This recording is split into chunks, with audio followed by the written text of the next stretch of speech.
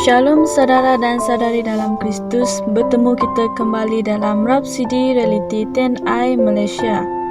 Pada hari ini saya akan berkongsikan firman Tuhan dari Pastor Chris yang bertajuk Mengapa bercakap dalam bahasa roh. Mari kita lihat 1 Korintus 14 ayat 4. Siapa yang berkata-kata dengan bahasa roh, dia membangunkan dirinya sendiri.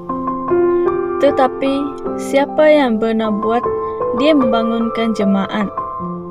Apabila kamu menerima Roh Kudus, kamu akan menerima kuasa Tuhan untuk tinggal di dalam kamu, seperti yang Yesus telah katakan. Kisah Para Rasul 1 ayat 8.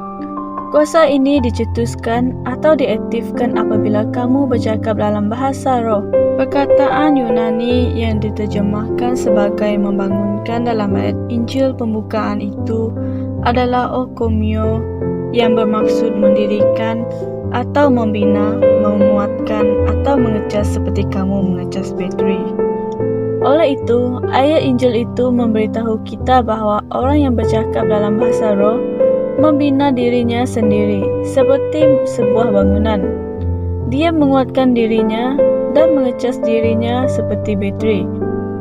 Apabila kamu meluangkan masa untuk bercakap dalam bahasa roh, kamu sedang membina roh kamu. Akan tetapi kamu, saudara-saudaraku yang kukasihi, bangunkanlah dirimu sendiri di atas dasar imanmu yang paling suci, sambil berdoa dalam Roh Kudus. Yudas 1 ayat 20. Jika kamu lemah dalam kehidupan Kristianmu, dan apabila kamu bercakap dalam bahasa roh, kuasa Tuhan yang telah tidur dalam dirimu akan dibangkitkan dan kamu akan dikuatkan untuk melakukan perkara-perkara Tuhan. Bercakap dalam bahasa roh adalah penawar bagi ketakutan dan kegentaran. Sebagai seorang umat Kristian, ketahuilah bahawa Tuhan tidak memberikan roh ketakutan kepada kamu, tetapi roh kuasa, kasih dan kekuatan untuk mengawal diri. 2 Timotius 1 ayat 7. Aktifkan kuasa dalam dirimu itu dengan meluangkan masa bercakap dalam bahasa roh. Lakukan ini setiap hari dan selalu.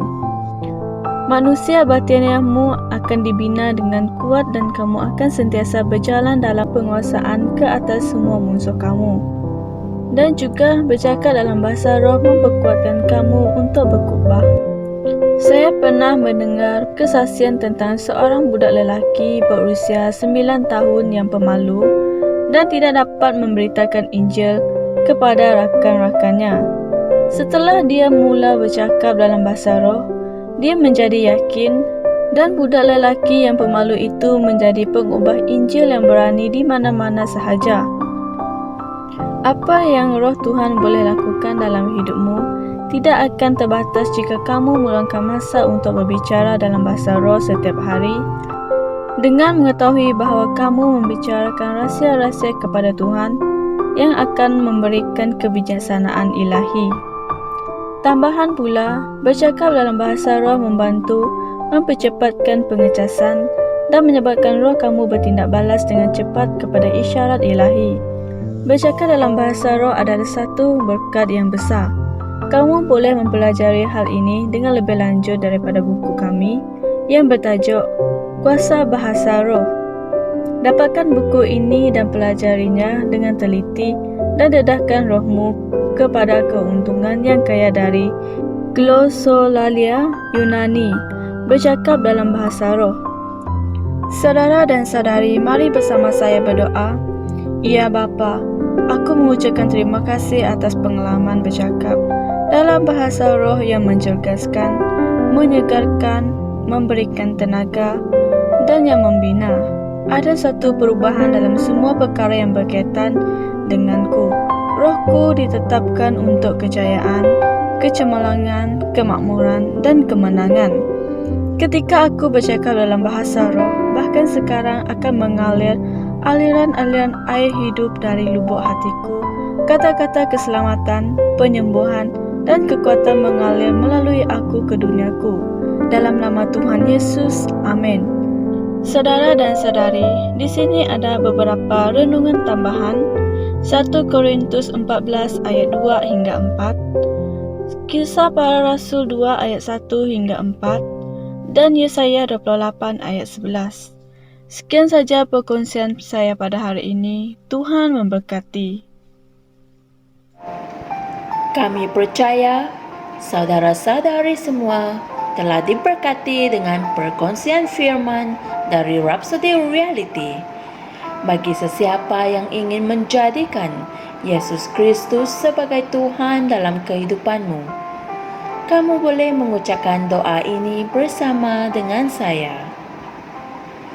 Ya Tuhan Allah, aku mempercayai Yesus Kristus, Anak Allah yang hidup dengan sepenuh hatiku.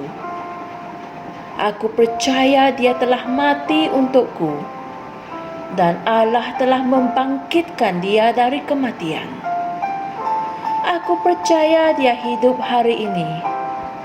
Aku mengaku dengan mulutku bahwa Yesus Kristus adalah Tuhan dalam hidupku mulai dari hari ini. Melalui Dia dan di dalam nama-Nya, aku mempunyai kehidupan yang kekal.